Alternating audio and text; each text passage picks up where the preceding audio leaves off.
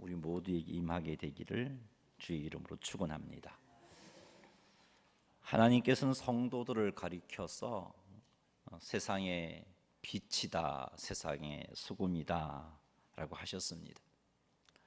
하나님께서 성도들을 이렇게 부르신 것은 성도들이 이 세상에서 이런 삶을 살기를 원하시기 때문입니다. 그리고 성도들이 이런 삶을 살 수 있는 존재가 되었기 때문에 우리를 가리켜서 예수님은 너희는 세상의 빛이요 세상의 소금이다 라고 하신 겁니다.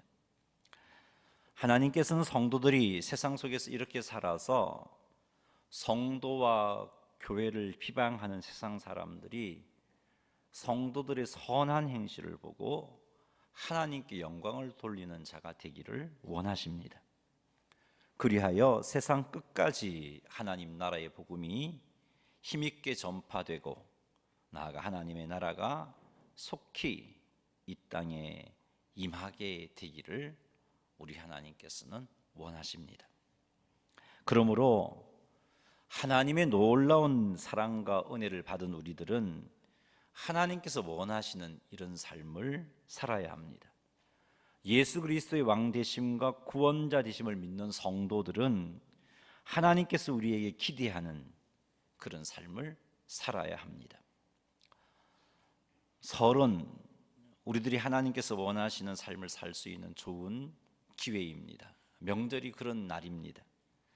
하나님께서 허락하신 기회를 잘 사용해서 하나님께서 원하시는 삶을 살아서 하나님의 마음을 기쁘게 해드리는 성도님들이 다 되시기를 주님의 이름으로 축원합니다. 그래서 오늘은 열매 맺지 못한 하나님의 백성들의 삶을 보고 속상해하시고 또 결국 이들을 향해 심판을 선언하시는 예수님을 살펴볼 겁니다. 예수님을 살펴봄으로 열매 맺는 삶을 제대로 살고 있는지 자기 자신을 점검해 보시고 새로운 마음으로 열매 맺는 삶을 살게 되기를 주님의 이름으로 축원합니다. 우리가 읽은 본문의 내용은 크게 예수님께서 무화과 나무를 저주하신 것과 나아가 성전에 들어가 상인들을 쫓아내시고 하나님의 성전을 강도의 소굴로 만드신 것을 책망하시는 내용입니다. 예수님께서 무화과 나무를 저주하신 것은 이것을 통해 메시지를 전달하시기 위한 비유 행동입니다. 구약의 선지자들은 하나님의 뜻을 쫓아서 이런 비유 행동으로 메시지를 많이 선포했습니다. 대표적인 인물이 호세아이죠. 이스라엘이 하나님께 크게 행음하였음을 선포하고 깨닫게 하기 위해서 하나님께서는 호세아에게 음란한 여자를 아내로 맞이해서 음란한 자식을 낳게 하신 겁니다. 호세아 선지자의 이런 행동은 바로 하나님의 메시지를 보여주기 위한 비유 행동입니다. 에스겔도 이런 비유 행동을 많이 했습니다. 범죄한 이스라엘, 수없이 권면해도 돌이키지 않는 이스라엘을 향한 하나님의 심판의 메시지를 선포하기 위해서 특별히 이스라엘의 3분의 1을 전염병과 기근으로 죽게 만드시고 3분의 1은 사방에서 칼에 죽게 만드시고 3분의 1은 사방으로 흩어버리신다는 그 메시지를 선포하기 위해서 하나님께서는 에스겔에게 머리털과 수염을 깎아서 3분의 1은 성읍에서 불사르고 3분의 1은 성읍 사방에서 칼로 치고 3분의 1은 바람에 흩어버리게 하신 겁니다. 이런 것들이 바로 비유 행동입니다. 예수님께서 무화과 나무를 저주하신 이건 역시 비유 행동입니다. 예수님께서 우리에게 무슨 메시지를 선포하기 위해서 이런 행동을 한 겁니다. 예수님께서 그 시대 유대인들에게 어떤 메시지를 주시려고 이런 행동을 하신 겁니다. 예수님께서는 무슨 메시지를 전달하시려고 잎이 무성했지만 열매 없는 무화과 나무를 저주하시는 비유 행동을 하셨을까요? 하나님의 풍성한 은혜를 입고서도 하나님의 집이 만민이 기도하는 집이라 칭함을 받지 못하게 하고 오히려 강도의 소굴로 만든 이스라엘을 심판하시겠다는 메시지를 전달하시고자 이런 비유 행동을 하신 겁니다. 하나님의 성전으로서의 제 모습을 갖추지 못한 예루살렘 성전을 심판하시겠다는 메시지를 전달하기 위해서 예수님은 이런 비유 행동을 하셨습니다. 그리고 유대 종교 지도자들이 하나님의 성전을 만민이 기도하는 집으로 칭함을 받지 못하게 한 것에 대해서, 오히려 강도의 소굴로 만든 것에 대해서 심판하시겠다는 메시지를 전달하기 위해서 성전을 청결하게 하러 가시는 도중에 무화과 나무를 저주하신 겁니다. 무화과 나무를 저주하시기 전날에 예수님께서는 예루살렘 성전을 이미 다 둘러보셨습니다. 마가복음 11장 11절 읽어보겠습니다. 예수께서 예루살렘에 이르러 성전에 들어가사 모든 것을 둘러보시고 때가 이미 저물매 12 제자를 들이시고 베다니에 나가시니라. 아멘. 예수님께서 이제 십자가를 지시기 위해서 예루살렘으로 올라가고 있는 과정이죠. 성전 청결 사건이 월요일 날 마지막 십자가 지시기 월요일에 일어난 사건이니까 주일날 지금 예수님께서 성전에 들어가신 겁니다. 올라가셔서 예루살렘으로 오셔서 성전으로 들어가셨습니다. 그리고 이 말씀을 보니까 성전에 들어가셔서 모든 것을 둘러보셨습니다. 예수님께서 성전에서 모든 것을 둘러보셨는데 도대체 성전에 무엇을 보셨을까요? 성전 안에서 상인들이 제사장과 결탁하여 하나님께 제사 드릴 제물을 비싼 가격에 팔아서 큰 이득을 취하는 그런 모습을 우리 예수님은 보셨습니다. 성전에서 우리 예수님은 백성들이 하나님의 뜻을 알기를 사모하고 하나님의 뜻대로 살기를 결단하는 대신에 매일 죄짓고서는 그냥 하나님께 나와 제사드림으로 마음의 평안을 추구하는 그런 모습을 보셨습니다. 예수님께서 성전의 모든 것을 둘러보시고 내린 결론이 하나님의 성전이 강도의 소굴이 되었다라는 것이었습니다. 유대 종교 지도자들은 상인들과 결탁해서 자신들의 배만 채우는 일로 성전을 사용했습니다. 온갖 수단과 방법을 다 동원하여 백성들에게 돈을 착취하는 장소로 성전을 그렇게 생각했고 그렇게 성전을 사용했었습니다. 백성들은 하나님의 성전을 온갖 죄를 지었다 할지라도 제사를 통해 평안을 누릴 수 있는 그런 장소라고 생각했습니다. 이것은 마치 강도들이 온갖 죄를 짓고 혹 잡힐까 두려움에 쫓기다가 자신들의 소굴로 오면은 평안을 누리는 것과 다를 바가 없는 모습이었습니다. 예수님이 그 모습을 보신 거죠. 예수님은 참으로 속이 많이 상하셨습니다. 하나님의 성전을 강도의 소굴로 만든 유대 종교 지도자들 때문에 속이 많이 상하셨습니다. 하나님의 풍성한 은혜를 잊고 살면서도 하나님의 성전을 강도의 소굴로 만든 이스라엘 백성들 때문에 속이 많이 상하셨습니다. 속이 상한 예수님께서는 때가 저물어서 성전을 나오셨습니다. 12 제자와 함께 예루살렘 성전에서 나와서 베다니로 나아가셨습니다.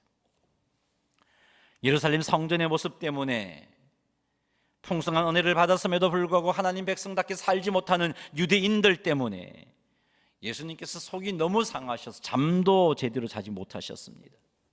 그래서 그 이튿날 예수님께서는 베다니에서 예루살렘으로 출발했습니다. 밤새 예수님은 고민하시다가 이제 예루살렘에 대해서 심판을 선언해야겠다 라고 결론을 내리시고 예루살렘을 향하여 나아가십니다. 같은 사건을 기록하고 있는 마태복음을 보면 이튿날이라고 마가는 이렇게 기록을 했는데 마태는 좀 더 세밀하게 기록을 했습니다. 거기 보면은 이른 아침에 베다니에서 예루살렘 성전으로 출발했다라고 기록하고 있습니다. 그리고 마태복음 21장 18절 보겠습니다. 이른 아침에 성으로 들어오실 때에 시장하신지라. 베다니에서 이른 아침에 예루살렘 성으로 나아가셨습니다. 자, 그런데 여기 이른 아침에 해당하는 원어의 의미는 새벽, 밤 사경을 의미합니다. 밤 사경은 몇 시에서 몇 시 사이냐면 새벽 3시에서 6시 사이입니다. 우리 예수님은 그 시간에 일어나서 예루살렘으로 출발했습니다. 만민이 기도할 집이라 칭함을 받을 하나님의 성전을 강도의 소굴로 만든 것 때문에 너무 속이 상하셔서 잠도 제대로 주무시지 못하고 예루살렘을 향하여서, 예루살렘 성전을 향하여서 하나님의 심판을 선포하고 혹이라도 그들이 회개하고 돌이키기를 원하셔서 그런 목적으로 일찍이 아침도 드시지 못한 채 예루살렘을 향하여 나아가셨습니다. 이런 목적으로 예루살렘을 향하여 가시던 중에 멀리서 잎이 무성한 무화과 나무를 보셨습니다. 혹 무화과 나무에 열매가 있을까 하여 무화과 나무로 나아가셨습니다. 밤새도록 잠도 제대로 주무시지 못한 상태이다 보니 배도 고팠고 이른 새벽에 예루살렘으로 출발하셨기에 식사도 못하셨습니다. 그래서 예수님은 배가 많이 고프셨던 것이죠. 그래서 무화과 나무에서 무화과를 따서 먹음으로 그 배고픔을 해결하시려고 멀리서 잎이 무성한 나무를 보시고 그 무화과 나무를 향하여 나아가셨습니다. 무화과 나무에 가서 보니 잎은 무성했지만 무화과의 열매가 하나도 맺혀 있지 않았습니다. 예수님은 잎만 무성한 채 열매를 하나도 맺지 못한 무화과 나무가 마치 만민이 기도하는 집이 되어야 할 예루살렘 성전이 그렇게 되지 못하고 강도의 소굴이 된 예루살렘 성전처럼 보였던 겁니다. 그 예루살렘 성전을 청결하게 하고 심판하기 위해서 가시는 도중에 시장하셔서 무화과 나무를 보았는데 잎만 무성하고 열매가 없는 그 모습이 똑같이 마치 예루살렘 성전의 모습과 똑같이 여겨졌던 겁니다. 그래서 예수님께서는 무화과 나무를 저주하심으로 비유 행동을 하셨습니다. 하나님의 풍성한 은혜를 받았음에도 불구하고 강도의 소굴이 된 예루살렘 성전을 심판하신다는 메시지를 비유 행동을 통하여서 선포하셨던 겁니다.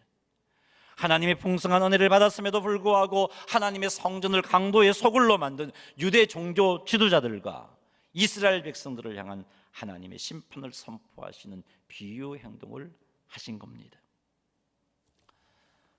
마가복음은 굉장히 우리가 이 본문을 읽을 때마다 불편하게 만드는 표현을 썼어요. 어떤 표현을 썼냐 하면은 무화과 나무가 열매 없는 이유는 무화과의 때가 아니었기 때문이다라고 밝히고 있어요. 11장 13절 읽어보겠습니다. 멀리서 잎사귀 있는 한 무화과 나무를 보시고 혹 그 나무에 무엇이 있을까 하여 가셨더니 가서 보신 적 잎사귀 외에 아무것도 없더라. 이는 무화과의 때가 아님이라. 우리가 언뜻 이 말씀을 보면은 무화과의 때가 아니기 때문에 무화과의 나무에 열매가 없는 것은 당연하고, 그런데 왜 그런 무화과를 예수님이 저주하셨느냐? 예수님이 정말 사랑의 하나님 맞으신가? 구원의 하나님이면서 어떻게 그분의 성품과 너무 어울리지 않는 이런 행동을 한 것인가 하는 그런 생각 때문에 이 마가복음 이 부분을 읽을 때마다 많이 힘들어합니다. 성경을 읽으려고 하시는 성도들은. 그리고 어떤 사람은 이것 때문에 나 예수 안 믿을래 하는 사람도 생겼습니다. 근데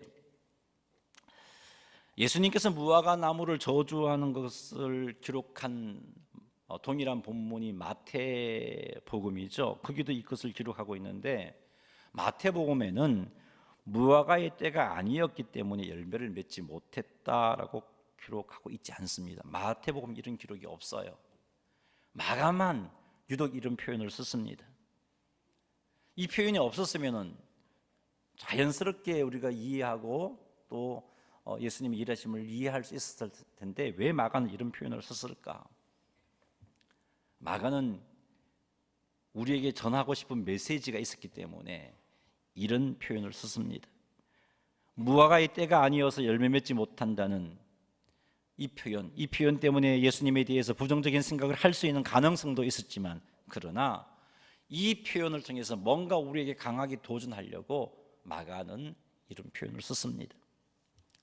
사실 무화과 나무는 잎과 함께 열매를 맺습니다. 때로는 열매를 먼저 맺고 잎을 내기도 하지만 대부분은 잎과 함께 열매를 냅니다. 이제 3월이면 무화과 나무가 싹을 틔울 건데 한번 보세요. 언제 열매가 맺히는지. 무화과 나무를 보면 잎이 나면서 동시에 열매가 맺힙니다. 따라서 잎이 무성한 나무라면 비록 익지는 않았다 할지라도 그 나무에 열매가 맺혀 있어야 정상입니다. 따라서 무화과의 때가 아니어서 열매가 없다는 마가의 표현은 단순히 무화과의 수확의 시기가 아니어서 열매가 없다는 그런 것을 의미하려고 기록한 게 아닙니다. 다시 한 번 더 말씀을 드립니다. 무화과의 열매는 잎이 피는 때부터 열매를 맺습니다. 그러므로 정상적인 무화과 나무라면 무화과의 수확 시기가 지나서 무화과를 다 수확하기 전까지는 무화과 나무에 무화과가 맺혀 있습니다. 그러면 무화과의 때가 아니라는 말은 이게 무화과 열매를 맺는 때를 마가가 언급한 게 아니구나 하는 것을 짐작할 수 있습니다. 그럼 그 무슨 의미일까? 마가복음에서 잎만 무성한 채 열매가 전혀 없는 무화과 나무는 지금 문맥의 흐름상 예수님께서 지금 예루살렘 성전을 청결하게 하고 심판하려고 가시는 도중에 비유 행동을 하셨어요. 그래서 이 비유 행동을 가지고 우리가 생각을 해본다면 잎만 무성한 채 열매가 전혀 없는 이 무화과 나무는 마치 무엇을 의미하느냐? 이것은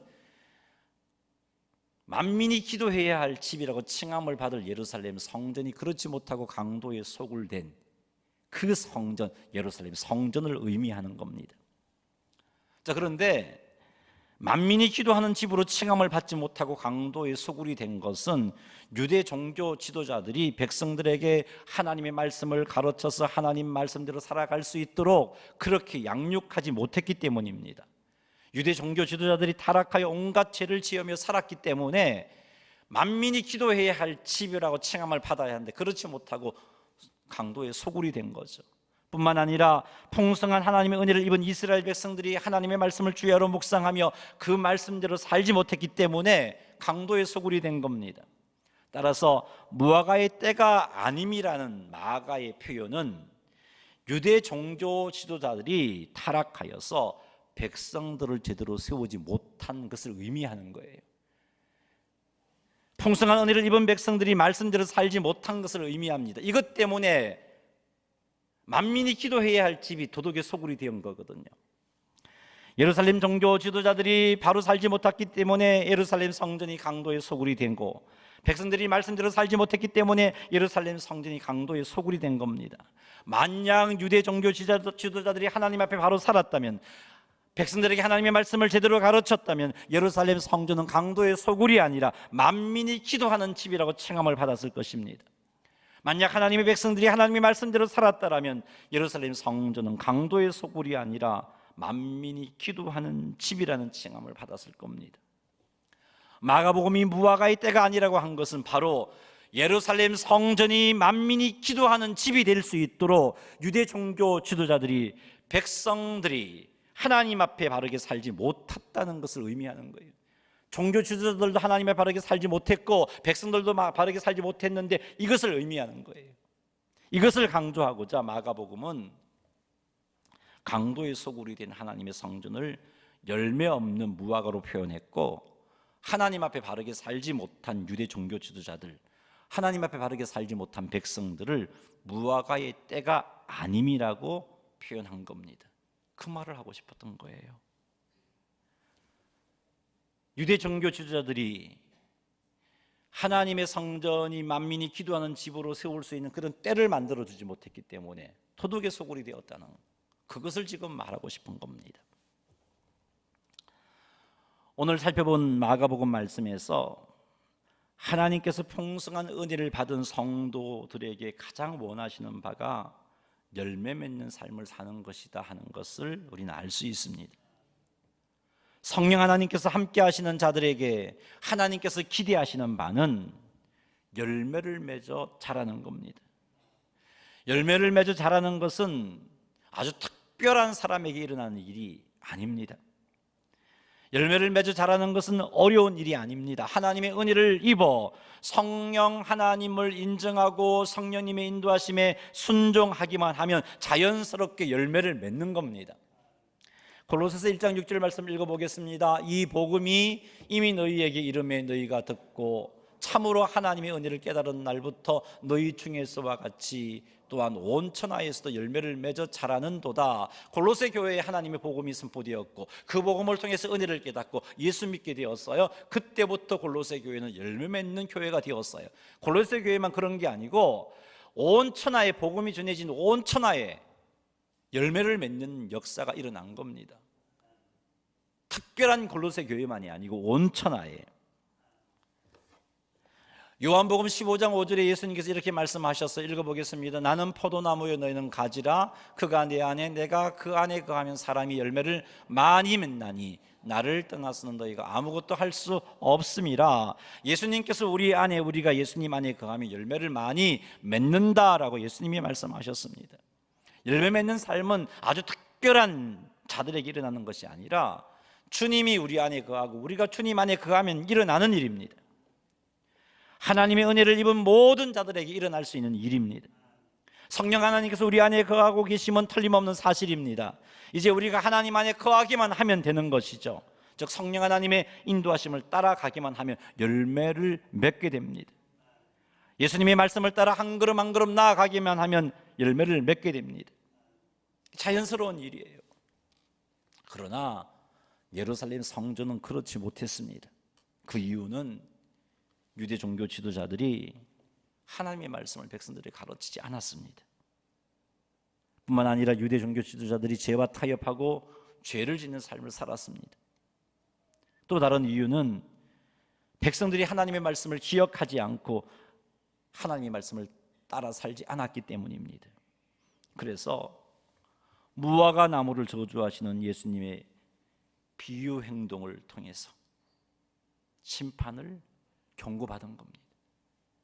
이스라엘 백성들은 그리고 유대 종교 지도자들은 예수님의 이 심판의 경고를 들었음에도 불구하고 돌이키지 않았습니다. 그 결과 예루살렘 성전은 완전히 파괴되어 버렸습니다. 지금까지도 이스라엘은 성전이 파괴되었기 때문에 제사를 못 드리고 있어요. 완전히 파괴되어 버렸습니다. 사랑하는 성도 여러분, 하나님께서는 풍성한 구원의 은혜를 입은 우리들이 열매를 맺기를 원하십니다. 우리들이 하나님의 백성답게 살아서 하나님을 모르는 자들이 하나님 백성이 되는 그런 열매 맺기를 원하십니다. 사랑하는 성도 여러분, 하나님께서 만민들이 하나님의 백성이 되어질 수 있도록 하나님의 풍성한 은혜를 입은 우리들이 그런 때를 만들기를 원하십니다. 우리가 그런 때를 만들지 않음으로 인해서 하나님의 나라의 만민이 하나님의 백성으로 들어오지 못한다면 하나님께서 정말 속상해 하실 겁니다. 우리가 그런 때를 만들지 않음으로 인해서 우리의 가족과 우리의 친척들이 하나님의 백성으로 들어오지 못한다면 하나님께서 정말 속상하실 것입니다. 이번 설에 가족들에게 무화과가 열매 맺을 수 있는 때를 만들어주는 그런 삶을 사시기 바랍니다. 본문 말씀에 의하면 유대 종교 지도자들과 이스라엘 백성들이 무화과가 열매 맺을 때를 만들지 못했기 때문에 예루살렘 성전이 강도의 소굴이 되었다라고 기록하고 있습니다. 그래서 무서운 하나님의 심판을 당했던 겁니다. 그러니 사랑하는 성도 여러분, 이번 설에 우리 가족이, 우리 친척들이 하나님의 백성이 되어질 수 있도록 우리가 무화과의 때를 만드십시다. 그 때를 만드십시다. 우리의 선행을 통해서 믿지 않는 가족과 친척들이 복음의 마음을 열게 만드십시다. 그리고 담대하게 예수님만이 우리의 구원자 되심을 선포하시는 설 기간이 되시기 바랍니다. 가족과 친척들을 만났을 때 어떻게 전할까 고민하고 개선하면 못 전합니다. 내가 이런 말하면 저들이 어떻게 생각할까 이런 생각하면 그들이 열매를 맺을 수 있는 때를 만들어 줄 수가 없습니다. 성령 하나님 인도를 구하십시오. 그리고 성령님이 주시는 마음에 그냥 바로 순종해 버리십시오. 그런 삶을 통해서 우리의 가족들이 복음을 들을 수 있는 때를 만나게 되는 겁니다. 우리가 그렇게 살아갈 때 우리 가족들이 하나님 백성이 되어줄 수 있는 때를 우리가 만들어 주게 되는 겁니다. 그러니 이번 설에 믿지 않는 이들이 우리의 행동을 보고 칭찬할 수 있는 행동을 할 수 있도록, 믿지 않는 이들이 우리의 삶을 보고 야, 정말 우리랑 참 다르다 라는 생각을 할 수 있도록 성령 충만함을 사모하고 성령 충만함을 위해서 기도하십시오. 성령님의 인도를 구하고 따라가면 열매를 맺을 수 있으니까, 성령님의 인도를 구하고 순종하면 그들이 구원을 얻을 수 있는 때가 만들어지니까 우리는 성령 충만함을 사모하고 성령 충만함을 위해서 기도해야 합니다. 성령님의 인도를 구해야 하고 그 인도하심에 순종해야 합니다. 그리하면 우리로 말미암아 우리 주변 사람들이 복음을 들을 수 있는 때를 만나게 됩니다. 우리로 말미암아 우리 주변 사람들이 무화과의 때를 만나게 되는 것이죠. 마가는 그런 말을 하고 싶어서, 마가복음 우리의 그런 말을 하고 싶어서 오해할 수 있는 표현, 무화과의 때가 아님이라는 표현을 의도적으로 쓴 겁니다. 사랑하는 성도 여러분, 우리들이 우리의 이웃들에게, 믿지 않는 자들에게 무화과의 때를 만들어주는 삶을 살 때 우리 하나님은 우리로 인하여서 기뻐하실 겁니다. 하나님의 나라는 점점 확장되어질 겁니다. 그러니 우리들이 이런 삶을 살 수 있도록, 그리고 이 삶이 설뿐만 아니라 매일매일 나의 생활 가운데 지속되어질 수 있도록 쉬지 말고 기도하십시다. 성령 충만함을 사모하십시다. 그리고 성령님이 인도하심에 날마다 순종하시는 여러분이 되시기를 주님의 이름으로 축원합니다. 우리 한번 기도하겠습니다. 여러분,